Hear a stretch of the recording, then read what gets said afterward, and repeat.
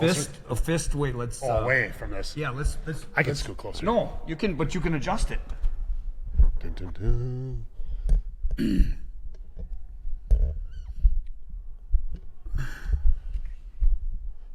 Wherever you want it. And then we couldn't wear, we could wear the. This is funny. I used to have to do interviews all the time. I've been in hiding now since I retired. But all this new technology is so much better than what playing over. It's like Actually, nobody had all this stuff. Do you mind putting those? Because then you could hear. But guess what? This microphone. These mics that we're using. Yep. This exact microphone. Michael Jackson. I don't want to say film. Recorded Thriller. The Thriller album with this model Shure microphone. It's vintage. So so actually when it comes to mics and stuff, the technology hasn't changed much. Let's see, I'll get right next to you. You're both in the shot. Check. Okay, we're recording. My big thing is I want to make sure my arms look bigger than yours. How can we? That's not going to happen. That's not going to happen. Welcome to the Intensity Podcast. I'm your host, Hans the Hammer Hartleben. And as you know, this is the show for go-getters, hustlers, okay? And today, we have the ultimate hustler on the show. Brant Bailey has graced us with his presence. I really appreciate it. I know you guys will appreciate it. He's on his way to the Coors Cup. Absolutely. What about 20 years on that Coors Cup? At least has to be. Corey Coors, founder, Coors Cup. Shout out to Coors. Brant Bailey has a lot going on, has had a lot going on. We're going to touch on as much as we can. Basketball guy, basketball legend, WIAC Player of the Year, first team All-American, record for all-time free throws in one season. Yep, and single season points. Record for most points, 723 points. Hall of Fame, UWSP Hall of Fame, and professional basketball player. Absolutely. I can't wait to get into that. Bogota, Colombia. This is going to be good, guys. So sit down, put the belt on, and let's get it. So Brant is currently the corporate wellness director at the Kalahari. Like, if you don't know, and we do have listeners all over the world now. Just spots. North Korea, Singapore. There's no bullshit. Unbelievable. It's cool. You know what I mean? It's really neat. So want to give them our best, but the Kalahari is in Wisconsin, and anybody in the U.S. has heard of the Wisconsin Dells. Absolutely. Water park capital of the world. Water park capital of the world. Totally awesome place, and constantly getting better. Constantly growing, constantly evolving, constantly increasing their experience for their consumers. And Brant is the corporate wellness director there, which is kind of like the Mac Daddy to me. We're fitness guys. That is by far the most Mac Daddy job. Yep, absolutely. Got enough slack here? Yep, just celebrated 10 years with the Kalahari, and we could dive right into it. I build and design and maintain all the gyms there. It's like a kid's dream. I mean, Absolutely. if you love fitness, can you imagine, guys? So it's like Christmas every time I get to open up a gym, which for me, once every 4 years, we try to open up a new location. Spotsylvania, Pennsylvania, or Virginia is our next one. And it's like Christmas for me. I get to order all this new equipment, play around in it while we're opening up, and then stick around for a month or two and just show our guests and our employees, which we let use for free, all this beautiful equipment we order. Wow, that is just amazing. And the hospitality, I'm in the hospitality industry, fitness hospitality. Yep. They're aligning here. Very similar. But man, the hospitality, the Kalahari, the standards are next to none. Expectations above and beyond. Is that the That's mention? our Okay, all that. And it's true. Nothing against like Wilderness, okay, but I've stayed at everywhere there. Yeah, if you look at it like cars, they're all beautiful cars. You got, your Buicks, your Century, but that Cadillac is your Kalahari. It's just a little above and beyond. Yeah, it's your ultimate luxury experience. We call it a Disney-esque experience. And you guys, and people can say what they want, and a lot of people don't back it up. A lot of businesses don't back up what they're saying or preaching. They're not practicing what they preach. And I'm telling you guys, if you have not been to the Kalahari, it is, so Pi, my lady friend, right? You met her. She's been to your house, been to your gym. Yep. And we met at the Kalahari probably 2-3 years ago where I was in the gym there. That's right. And we just happened to run into each other. Brant, that was way before. I like to say 3-4 years ago, just like our age. I like to say That's we're a good younger. point. You're out of the game. Oh, man. But she loves the Kalahari. It is a kid-friendly place, Absolutely. and where she would want to go, as she always talks about, I want to go to the Kalahari. We get that end room that faces the parking lot, highest floor. How many floors are there? I think 4. 4, I think so. And we have the balcony. Yep. And she just loved, I mean, huge hallways, guys. Massive hallways. And you talk about like when you go to the Wilderness, I was there one and done. Yep.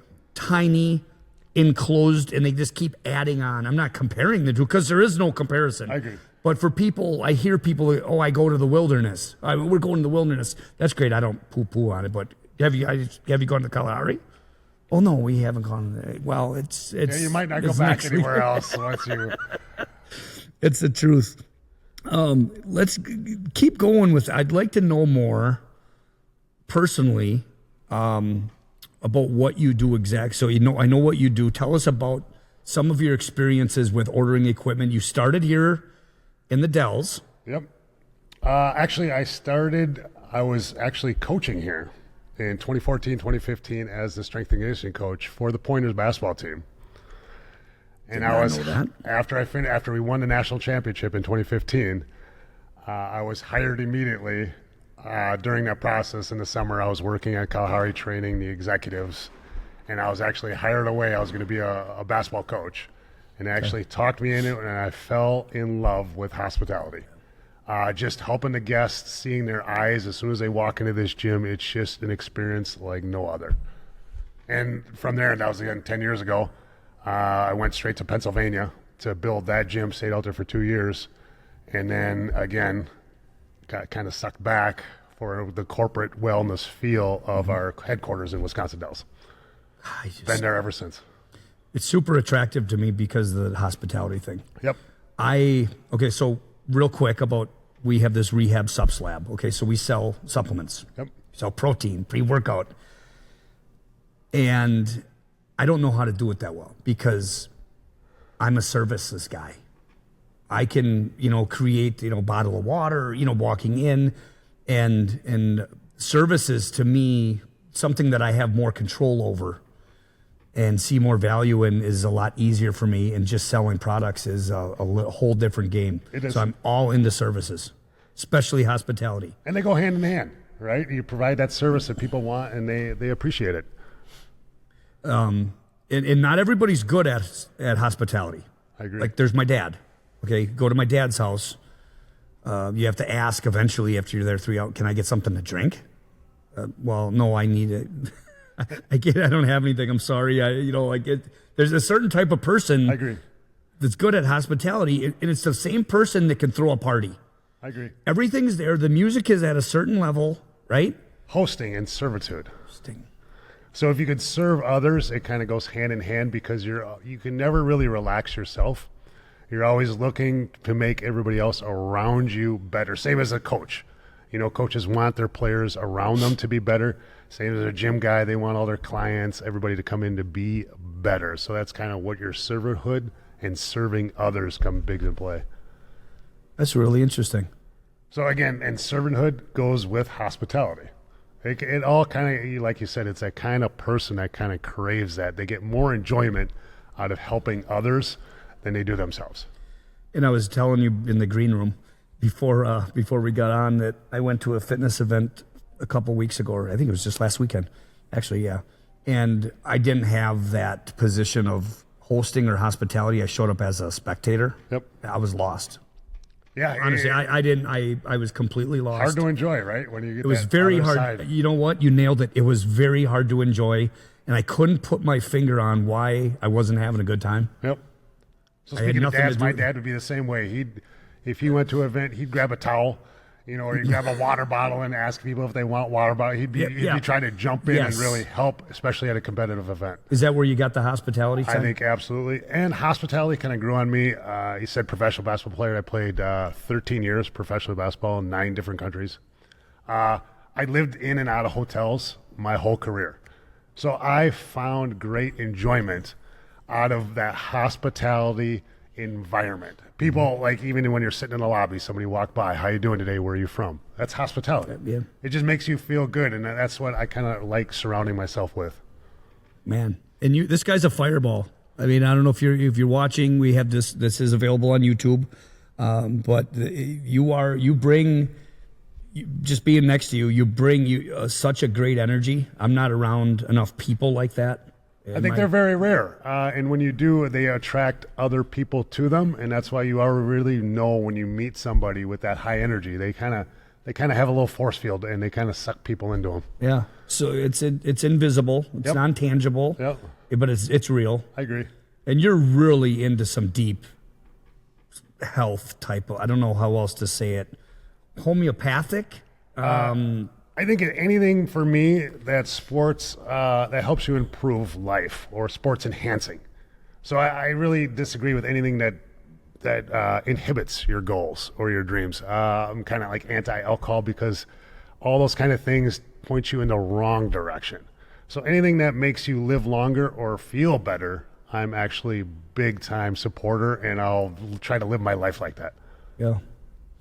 You mentioned sports. What was it about sports that just really gets your attention and get something you want to dedicate your life to? Absolutely. It started as a kid. Mom, school teacher, 4 years. I couldn't sit still as a student. The only thing I could do and I liked was recess. So man, my eyes would light up as soon as that bell rang. I'd be outside. It didn't matter if it was kickball, whatever. I loved playing a sport. And once I grew 6 inches in one summer, I'm 6'8", 230. Once I grew that 6 inches, basketball took over my life. So you're 6'8". 6'8". Yep. Do you ever get people? I don't want to skip around. I want to stay on that. Nope. But you ever get sick of people talking about your height? I actually don't notice it. Oh, really? Absolutely. But I do enjoy being around basketball players because everybody else is as tall as me, and we kind of fit in. But you do notice people stare. People have their little jokes. How's the weather up there?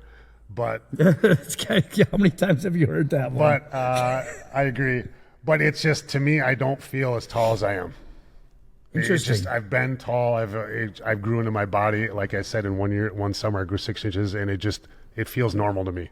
6 inches in one year. Summer. Did you have any of that Oshkin slaughter? I didn't, but my parents tell me I slept a whole summer. Oh, you're growing, and pituitary gland is Absolutely producing. So they couldn't understand why, but at the end of the year, when I went to a Christmas party at all my relatives, everybody was in awe and shock when I walked to the door. They couldn't believe it. Well, like a baby grows, the growth is exponential in the early stages, and they sleep. They sleep more than they're awake. Absolutely. Were you tired all the, like, just when you said sleep, were you just sleeping long? Were you I just think as soon as I stopped moving, I was sleeping. Either I was moving or sleeping, one of those two. What age was this? Probably 13, 14, somewhere in there. Like 8th grade, puberty? freshman year. I was starting but I was very awkward, very clumsy. Oh, I could imagine. Wasn't very good at sports. So you were 6'8" in high school? 6'7", yeah. And then I kept growing a little bit, and then bottomed out 6'8". Bottomed out. Bottomed out is 5'9". I should say topped out, right? Yeah. Top of the door. Yeah, top of the door. That's awesome. Man, there's just so much to talk. I want to know so much. Can you, I don't want to skip to professional basketball. Can you tell me a little bit about growing up and just kind of want to kind of back up now after we kind of hit some highlights. But Yep, absolutely. I was one of those hyperactive kids. Nowadays they say ADHD. Everything. I think that's a very a label. I'm not a big label guy because I think there's so much different activities going on. They kind of lump everybody together. But I do think it's kind of a gift. People see it as a negative. I think that hyperactive. I like that personality. I wouldn't change my activities and my levels for anything. I know as a kid I was a lot to handle. so you feel that you are ADHD? I was diagnosed again professionally as a kid again because I couldn't sit still. But to me, it didn't make sense sitting in classrooms. It made sense to me to move. Mm-hmm. So again, when I move at high speeds, the world around me slows down. Wow. And that's the easiest way to describe why I was so good at basketball. I could be running 1,000,000 miles an hour, and I would look around, and everything was in slow motion. I told you this guy was interesting. This is just some awesome stuff. I've never heard that in my life. So they say always good hitters in baseball, they can actually see the stitches on the ball rotate in slow motion. And that's why they are able to hit the ball so good. That's where they can focus. I agree. And I had the same thing in basketball. I mean, I'd be hanging on a rim, and I'd look down, and everything was frozen. Just like hey, somebody hit the pause button. And I could sit up there and hang and actually look around the stadium, and nobody was moving. And I always thought it was the greatest thing ever. Goosebumps. That's and goosebumps then I'd drop stuff. down, and then everything would kind of go again. Dude, that's the stuff. That's goosebumps. Absolutely. And that's what got me addicted again to basketball, just because it's so high intense. It's such a high speed sport. It's, you're always moving constantly. Defense, offense, nonstop, fast twitch. Don't get me too fired up on basketball, okay? Because, guys, we have a court inside here, okay? Regulation, 10 foot. We got 3-point. Beautiful court, I should say. Glass backboard, breakaway rim, beautiful setup. That's about all that's beautiful about it. But if you get me too fired up, I'm going to challenge you to a game of horse, okay? No dunking. Man, that is cool. So when you say you're hanging on the rim, and what he's talking about is obviously dunking in a game, which is amazing. Does sound kind of stop too then at that point? Everything. You just don't notice your surroundings. So while I'm playing, I don't see the crowd. I don't hear the noise. I don't hear anything. It's just kind of reactionary response. I don't have to think. It's just move. You're at peace. Yep, absolutely. I think Bob Marley had a great poster where he's playing soccer. He goes, "The world opens up around me when I'm playing football." I did not know that. And it's him playing actually football. It's a great poster. If you look it up online, it's all over. I don't know if I got the exact words right. Yeah. But that kind of relationship to that kind of movement, the world opens up around me. I have the same kind of relationship. Well, back to Bob Marley real quick and that's the real reason, he died of skin cancer. Yep. Melanoma in his toe, his big toe. So that's soccer, real football is the reason he didn't have his toe removed. Because he wanted to keep playing. Ended up killing him. Yeah. That's the love for the sport. Love for the sport. Big soccer player. And I don't know how well a person could even move without their big toe. That's everything. It's your coordination. I agree. So anatomy. I don't blame him. I wish he had that. For selfish reasons, yes. For selfish reasons. Would have loved to see his life continue, but the impact he made, he will always be remembered. Yeah, absolutely. At like 37, I think, 36, 37, 38. Yeah. How much he did in that time frame. To the world of music that will last forever. Yeah, yeah. I listened to it on a weekly basis at minimum. Growing up, okay, so you grew up in Wisconsin Dells. Wisconsin Dells, hometown, born and raised. He's there right now, right? Right there. I love that. I moved back because my parents were very good to me. I always knew after I retired, I would live there and then take care of them. So kind of a transitional period that my mom was my everything teaching, and now I get to take care and stop by my parents every other day. What a guy, huh? What a guy. Family guy. So that kind of gets to me. I was, kind of raised in a church with my mom being a Lutheran school teacher for 40 years. I sang in the choir, played instruments in church every What kind of other instruments? Sunday. Played the violin, sang the bass. Wow. I was in the choir, adult choir. Is there anything you can't do? I wasn't very good at any of that stuff, but basketball was there, and my mom kind of used that as leverage. If you want to go to practice, you gotta do this and this. She wasn't born yesterday. I agree. So that kind of you bring that into your lifestyle, and that kind of helps you as you grow older. That foundation. Mm-hmm. So speaking in that, I know we're going to talk about what it takes to be a champion, but my new championship is now helping as an elder. I'm at the church. So that's all champion. That is champion That's stuff. where I get my championship now, is actually helping the ladies aid at church, going in and volunteering. So you're doing this every Sunday? Every Sunday. I get more satisfaction as I did playing. Wow. So giving back now is my new transition period from playing. It makes sense. That is amazing, dude. How long you been doing that? I'm my second term of elder for 8 years. Okay. This isn't something you just started and Nope. Wow. You've been living it for 8 years. Nope. Wow. I bet you they just love that. Absolutely. And that just lights up my face every morning, greeting everybody at the door. I get to see basically a lot of the same people that was there when I was a kid are now still, the elderly people are still attending. And I get to now help out at their funerals, help out at the next generation comes. And they want that. Yep. To me, it's kind of a full life circle. Yeah. And you don't find that much anymore. Nope. And again, I was gone again for 12 years, 13 years overseas. So now it's great to be back and helping out where I grew up. What gave me my You went back start. to your roots, man, and Absolutely. gave back. Absolutely. You don't see that much either. Talk about your college career. Right here at Stevens Point. I'll tell you a story probably never heard. I wanted to go to Wisconsin. Went down there, talked to Dick Bennett. Didn't work out at Wisconsin. Tried out. I thought it was great. Dick Bennett called his brother, Jack. Next day, Jack was at my house. Signed me that next day. And I didn't know what to do after Wisconsin fell through. I kind of heartbroken. Okay. But Dick and Jack are extremely similar. I bought into that system, bought into the selfishness. Everybody knows around here Jack Bennett's one of the great coaches, and so is Dick Bennett. He'll go down in Wisconsin history. And that was the start. I was Jack Bennett's first recruit at UW I love Wisconsin. Jack. Yep. I got to know Jack at Anytime Fitness. Yep. And A great guy. He told me he worked on his boxing all the time. He loved it. he's an amazing guy to be around. Great motivational speaker now. He's still plugging away, doing, again, he was one of those guys that can't ever sit still. I'd love to have him on the podcast. He's still moving and grooving. That doesn't surprise me at all. I haven't seen him in a few years now. Yeah. I'll be golfing with He's his a son. Plover, Yep. lives in Plover. Lives in Plover still. Okay. Son's a doctor. Yep. I'll be golfing with him later today. Jay? Yep. Jay's golfing today? Yep. Okay. Wow.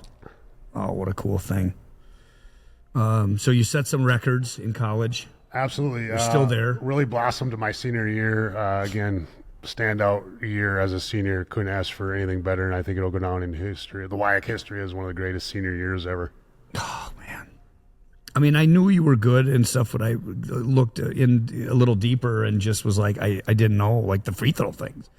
6'8" guys usually are known for their free throw shooting, right? Yeah, absolutely. And shooting, I think 65% on the floor, averaging over 23 points a game, 24 points a game, which is nowadays unheard of to average that. Mm-hmm.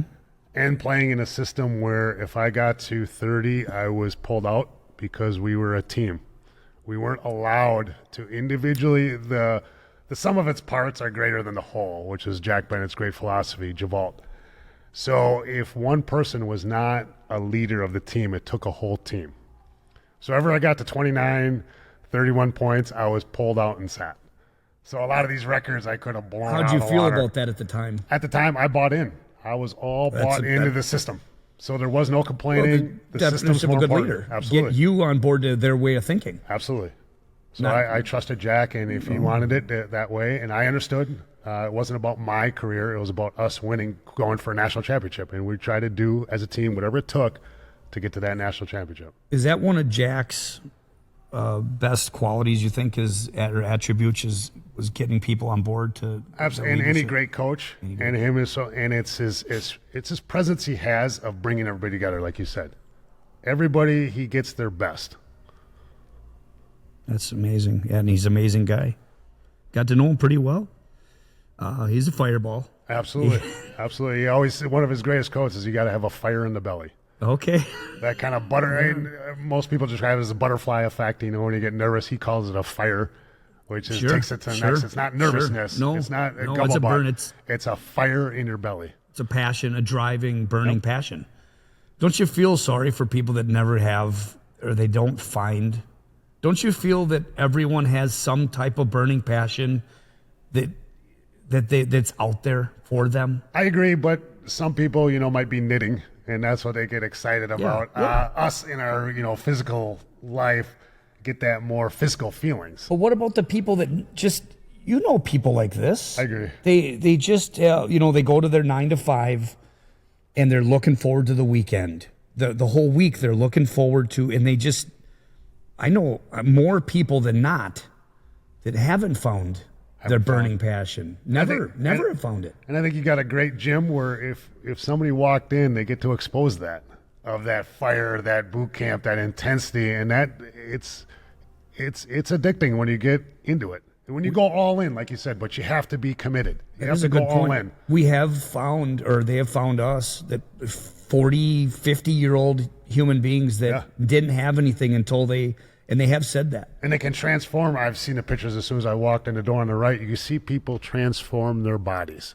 And that's what that intensity and that group training can do, because it holds people accountable.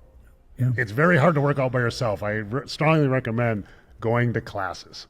Yeah, camaraderie, the culture. The whistle blowing is a thing that people, And nobody likes to suffer alone. No. Nobody likes to suffer alone. That's the truth, too. Yeah, and you get after the camps, you sit there and sweat, and you kind of rehearse what you just did. You're in the trenches with them. It's your war. That's why the bond. We've seen people really create friendships that they've never had before by doing that. Yeah, teammates. Sometimes I overlook that stuff. Yeah, it's the little things like that. Your teammates, yeah. Yeah, teammates. Awesome. So you had your best year as your senior year. Can be expected for most part, but that was where you really excelled. Hand over fist.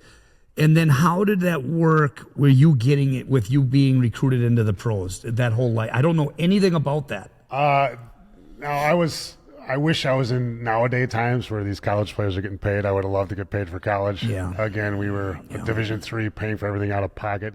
I had several agents contact me and come take me for lunch and say, hey, when you're done, we can line something up.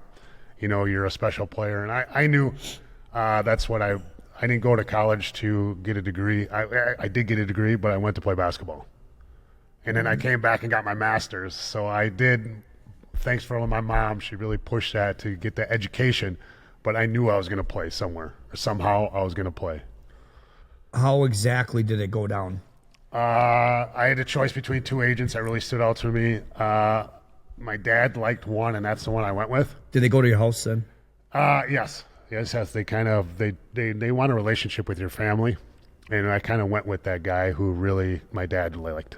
Well, so my dad he hasn't led you wrong. No. In the 20 years. I agree. And he had his little sports background. He was drafted for the Dallas Cowboys on a tryout. Didn't really work out for him because the pay was only $1,500, so he went right into teaching. But he was in the Hall of Fame at Concordia College for football. Oh yeah, Milwaukee. Again, drafted Minnesota. Oh, Concordia. Okay. Drafted from the Dallas Cowboys. Wow. Your original dad was contract to the Cowboys. Original contract. Another thing I didn't know. $1,500. That's amazing. Okay, so you went. You met with an agent. Yep. And he got you. They placed you. They have a network. Originally, he owned a summer camp in Bogota, Colombia. So immediately, I packed my bags. Did you have any type of? What did you say about Bogota at the time? That's one of the most dangerous places. And again, in the world. Everybody, I was kind of nervous. This company that he ran insured everybody's safety. Every night we had to lock down in our hotel with armed guards. We had armed guards take us to the games. Armed guards at every gate with AKs and military uniforms. Because what year was that? Because I'm just trying to 2000. Okay, where the whole Pablo Escobar era fit in that. So it wasn't at the height of that era, but they were transitioning Presidentes. There was one big, I'll tell a story here. There was one big parade where they caught gorillas, and not the ape gorillas, freedom fighters. And they had a parade down Main Street chained to a kind of hay wagon, and we were advised not to come out of our hotel for 2 days straight. Wow. So it was kind of a turmoil situation, but again, we were in a safe, huge building with plenty of security around. Okay. And they wouldn't have a reason to come in and kill you guys. Absolutely. It was just you kind of a still, display of okay, changing good. presidents. Hostages. Absolutely. Americans. Those always make for good hostages. I agree. I think we were again a group of elite basketball players, so we were in a different kind of situation than your normal tourist. We were kind of in a luxury area and really taken care of well. Okay. But Sounds again, awesome. an experience like no other. I strongly suggest anybody coming out of college to go to a third world country is extremely humbling. It kind of really brings you down to your soul and shows you how gifted we are as Americans of all the opportunity we have here. And when you go somewhere like Colombia, I played in Venezuela, you really see poverty at its lowest. And it's reality. For them, it's reality. They don't know any different. So how long were you in Bogota? That was just, again, a summer league. So I was there for one summer. And then where? And then England. So then how does that transition work? You get a phone call from the agent? Yes, and I was the MVP of that summer league. So again, I got a call to again move up, and that was the kind of the story of my professional career. I started kind of at the bottom because I again came from Stevens Point. I didn't come from a university. So they send you to Bogota. I had to prove myself again everywhere I went. But if you want to prove yourself, you go to Colombia. Absolutely. And you did. Absolutely. And then once they saw the skills, they could put them under some videotape, and then you work your way up the ladder of European basketball. Okay. And European that's the kind of the gold standard for that. Yep. So if you can't make an NBA team, again, you kind of go to Europe and play out for the love of the game. And you get to make money, but it's not the NBA, but you still get to do what you love to do. What was your day like, and cover where you all played and how that all went, and any highlights that pop out to you of how that career went? First 2 years in England, my head coach was Lance Randall, who is from Wisconsin and now is the assistant coach for the Badgers. Wow. So again, these kind of relationships of traveling a small world, that's why I went to England. It was kind of a lower league in the Euro scheme. But again, I did real well and then kept moving up every year to bigger countries, bigger leagues. And I ended up, 4-time dunk European championship, ended up in the Bundesliga in Germany for 4 years, was the all-star there for another 4 years. And just, New Zealand, Australia, Poland, Holland, Belgium, Finland, Poland. What was your favorite country? So everybody, this is a very question I get all the time, which I love. Every country has something good and something great. So I could be in the most beautiful spot, but our team was horrible. So it was kind of a struggle. I could be in a township where they had nobody there, but we won the championship. So it ended up being a great year. Yeah. So you just got to focus. Absolutely. And in life, you have to focus on something good and something positive, and that's what you hang your hat on. But beautiful, talk about beautiful countries. Finland, absolutely beautiful. I feel like that would be one of your.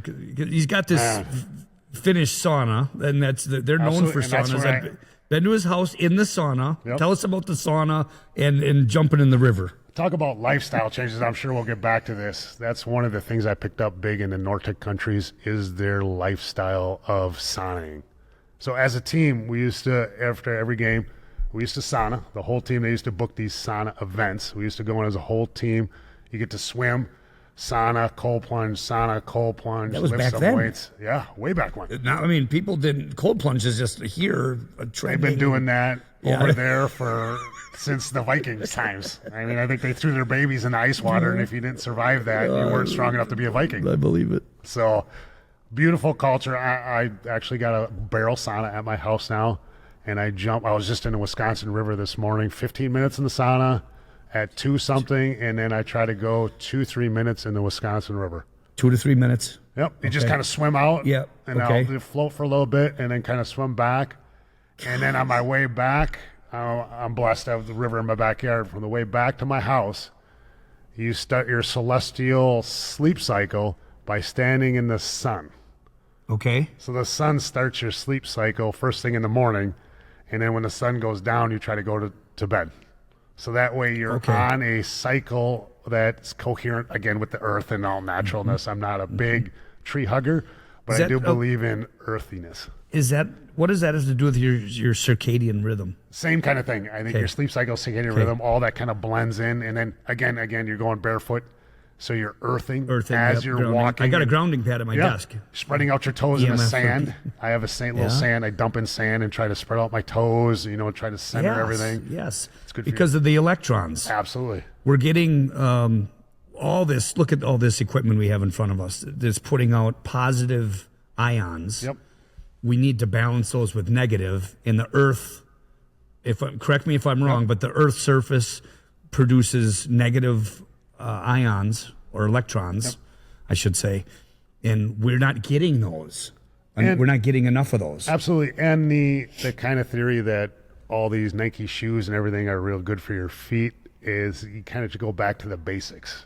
Flat foot, barefoot's better. You're always standing on that plastic, rubber sole that seeps into your foot. But as much as you can, try to do like that barefoot, and everything you look at now is kind of earthy. It's all coming back. And for good reason. Yep, to simple is best. Yeah. Yeah, exactly. Yep. Less is more. Less is more. Man, interesting, dude. We could talk about this stuff. I agree. This is stuff that gets me riled up. I love that type of It's the next level stuff. So when you're thinking about next level or super pro or whatever you can do to longevity is the key to extend that life so that when you get older, your quality of life is higher than when you're younger. That should be your goal. And anything that helps you get that, it might work for some people or not work for other people. Yeah, but whatever you can find that works, stick with it. And explore. Like we're talking about new stuff you might not hear about. YouTube is great. Get out there, explore new things, try new things, try new supplements, whatever. We do have a lot of health conscious people that are audience members here. Absolutely. Everybody wants to live long. Everybody wants a high quality of life. And you'd think so, but how many people out of 10 do you see really making an effort? Absolutely. It is tough. It's the road less traveled, which makes it hard to kind of live your life like that because it's not the norm. Why is it so hard? Why is it so hard to be healthy? I think it's, again, like we talked about, it is hard work, one, and you have to kind of embrace being comfortable, being uncomfortable. Why is it hard work? Because it's uncomfortable. Are you talking about the exercise portion? Everything. Stretching. Do you have to exercise to be healthy? You have to get that heart rate up, which again is science. You got to get that pumping. But whatever you can do to get that heart rate up is extremely good. I mean, even Tai Chi. You see these Asian cultures that do these kind of movements. They're not doing high intensity, but they are moving. Monks do a type of burpee. Yep, absolutely. And a Tai Chi you're squeezing so hard that you're causing muscles to fire. Have you ever seen Limitless with Chris Helmsworth? Great He's a great guy. He made it. Yep. That stuff though, minus the heights. Thing. I can't. I don't think that's going to change. I went to the Grand Canyon. I thought I could overcome. I want to overcome things. Yeah, of course. You want to challenge your body. And heights are something that I struggle with severely. That's why I don't dunk. All right. I don't like to be so high. There we go. It didn't work. Still, it's just. In fact, driving out of there. Just the roads, I felt even worse. But that the challenge to get you there was probably really gave you something to look forward to. It challenged you, your mental aspect. So the journey to get there was probably just as important as. So there's no fail, right? No. But that journey had to be great. Yeah, the journey, we thought we were all going to die, to be honest with you. Grand Canyon rim to rim. I'm still talking about the freaking Grand Canyon. Wow. We covered so much in such a little amount of time here. I know if we could go back, we could do a segment on each one of those. Yeah. But it's great to get a broad general because People learned a lot about. Again. Yeah. I would love to have you. People learned a lot about you. What time is your Coors Cup start? Anytime I'm just again shaking hands and kissing babies. What time does it officially start? I love It started that. at 11. Oh, okay. But as long as I'm there, by the awards banquet at 4, so we have plenty of time. Okay. And he's got his dog here, Lambo, which we had him in here, but he wanted to go sit in the car a little bit. Yep. I do have a question for you here. What advice would you give for a college player, and you kind of did, a college basketball player who wants to go pro? Yeah, it's the lifestyle. You have to really love practicing.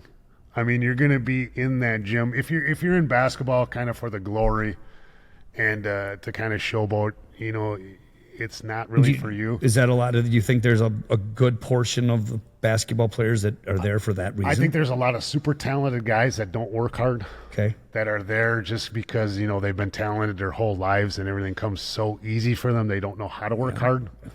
But those guys like me, I had to work really hard. I hung my hat on working hard.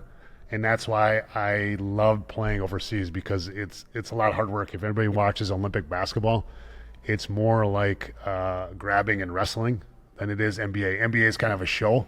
You go to Europe and it is tough style of basketball, very physical. Jersey pulling, hand grabbing, foot checking. It's actually a wrestling match. That's awesome. So me being a physical player, again, which I hung my hat on, is being stronger, fitter, faster than anybody on the floor. I kind of fit in perfectly. And you're still you're in exceptional shape.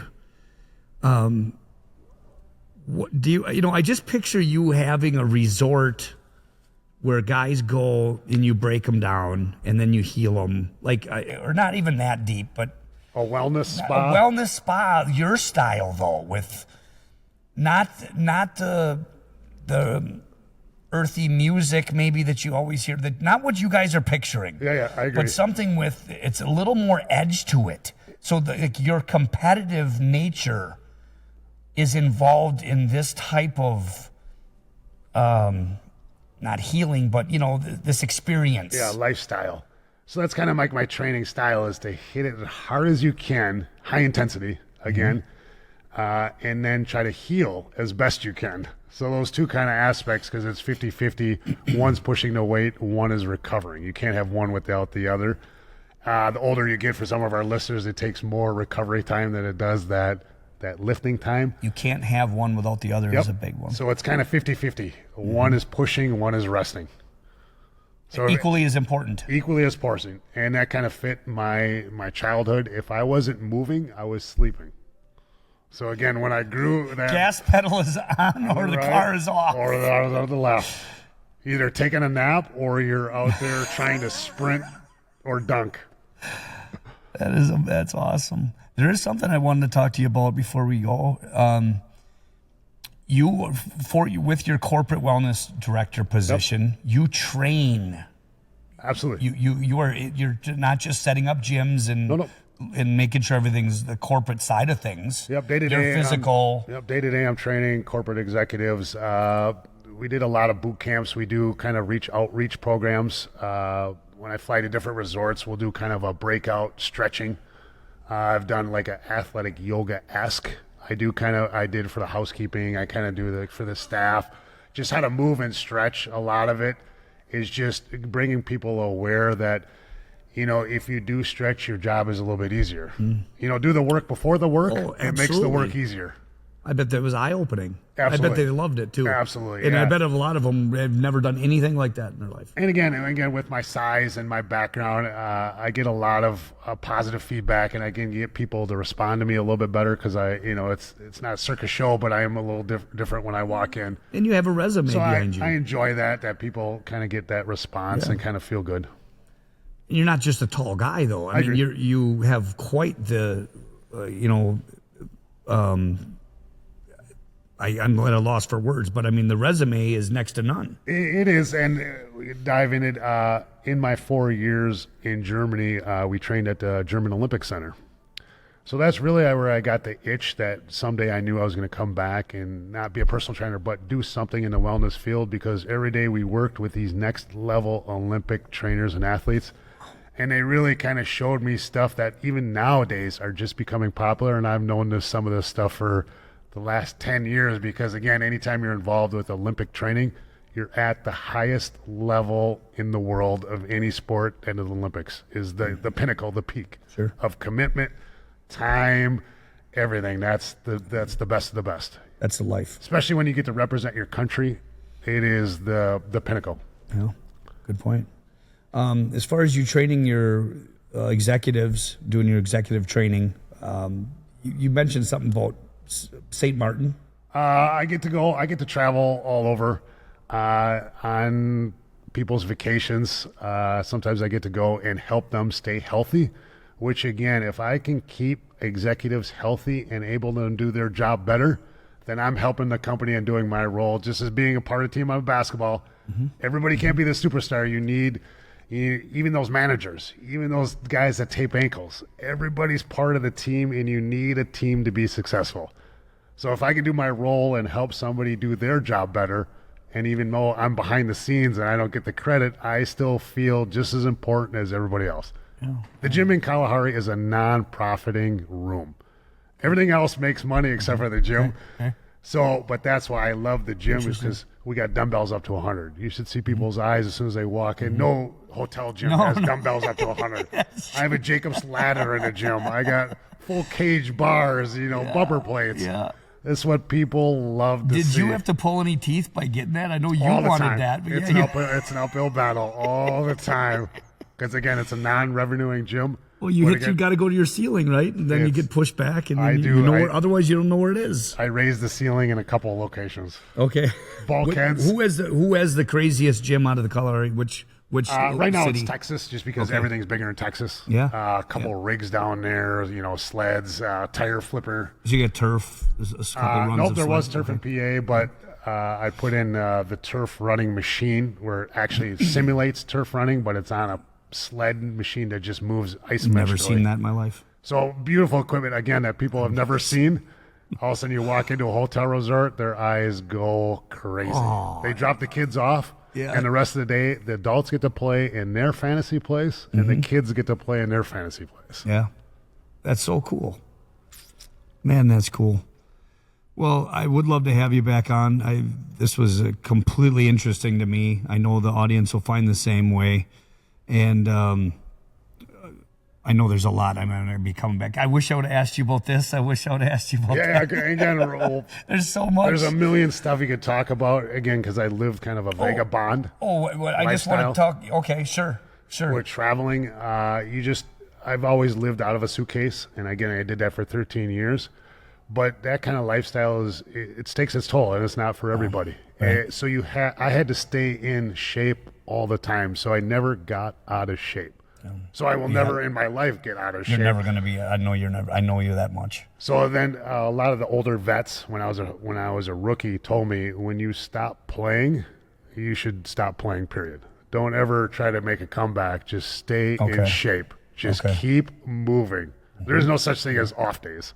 Or rest periods. Lifestyle. Yeah. They always said, what muscle group does that off day work? There is none, right? Yep. And that's one thing we see with our boot camp stuff is people just, you got to be consistent. I agree. Consistency, intensity, and repetition. It's got to be there. And it's not always exciting and fun. I agree. And a lot of times, you guys, there's not a lot of variety in fitness. I agree. Okay?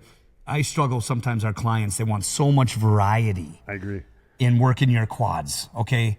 Sometimes it's just a frickin' squat. It's as simple as best. Same thing with kind of food. Take it from this guy. If you're not going to take it from me, take it from this guy. Simplicity is the key. Consistency wins. Yep. It's not always about... Keep it simple, stupid. Yes.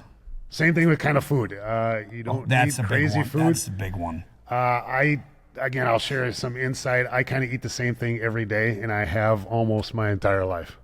I don't stray a lot. Maybe I'll change sauces or add in the hot sauce again if I get bored, but you do What do get you eat? bored. They're going to want to know, what do you eat? These people want to know right now.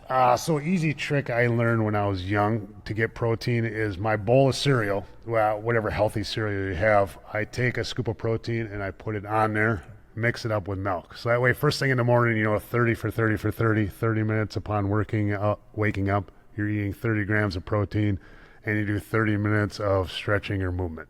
So 30 for 30 for 30. Somebody else, that's not mine. I stole that, which again, in fitness, you kind of relate and steal a lot of stuff and then Well, that's what it's about and how you can incorporate it. And then it's eggs after that, 4 or 5 eggs, and then it's some kind of meat and rice. And then at night, it's some kind of Greek yogurt with granola. Every day, day in, day out. People sometimes call it the dog food diet because you're eating the same thing every day. So not much of a big dinner. Nope. You eat like a king for breakfast, a queen for lunch, and a peasant for dinner. Wait, repeat that. I was too busy running my mouth. So you eat like a king for breakfast, a queen for lunch, and a peasant for dinner. You might have to write that down. We're going to use that. Absolutely. We're taking that from you.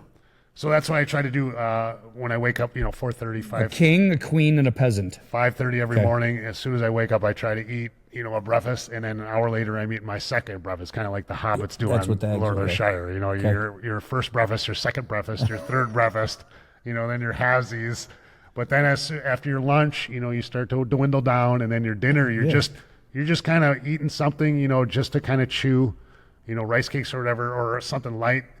Because you don't want to overeat and go to bed. I'm going to say 90%. I'm going to say 9 out of 10 people do it the opposite. Yeah, everybody, like you said, everybody goes out for dinner and you're eating your big dinner, when you go out to restaurants and they skip breakfast, which is the complete opposite, just kind of like the food pyramid. They kind of switch that around. Well, your body goes into starvation, without getting too much in it. Metabolism was explained to me in this really cool way, is because we did have a wood stove when I was growing up. That was the only supply of heat. Yep. My dad would... before bed, he would put logs in the fire, Stoke right? it, and keep it going. But it would burn out. Okay, it would burn out in the middle of the night, right? And so does our metabolism. So when you wake up in the morning, he goes to build a fire, but he doesn't throw 100 logs in there, right? He just keeps stoking the fire. Keep stoking it, yep. No, I'm sorry. He puts a bunch in to start with, but then throughout the day, you're just adding 1 or 2 to keep the metabolism going. Yeah, keep that coal fire burning, which is keep the fire burning. Example is that fire in the belly. Keep that coal, that inner furnace burning. Yeah. But again, as soon as you wake up in the morning, you got to put gas in the tank. You can't be running on empty all day, and then you're gonna die. Not die. Your body holds on to it, and your body hasn't eaten for 12, 14 hours now. Starving. And it's gonna hold it. Yeah. Because I don't know when I'm gonna get food again. Absolutely. And we don't want to hold food. Yep. And I was raised that way. My mom's a farmer, so you get that big breakfast in the morning. You milk the cows and you feed the body because you have to work like that. You heard it, guys. How I met you, when I met you, you were in college. This guy had the coolest Jeep. I'm still talking about your red Jeep. You and your dad's, I guess. It was a project you guys worked on together. First vehicle in high school. Lifted, jaw-dropping to me. And he had an NCAA basketball skin on the pumpkin differential. A big basketball beer tap shifter for, the driving. It was just a very unique, special vehicle, all fiberglass now again. I still have it. It was you. That was you. Yep. No doors, no roof, no ceiling, no nothing, just being outside. Again, earthing, but maybe in a different way at a younger age. Yeah. Or being, the wind in your hair. And but you still knew you wanted to be part of nature. Yeah, just being outside and moving, I guess, brings a smile to my face. Yeah. So awesome. Hey, thanks, man, for coming out. I really appreciate it. Guys, if you enjoyed it, share it. And hoping that you'll share it. I'm sure you got a lot of buddies who'd like to reconnect with you. Absolutely. And we'll see you next time. Out.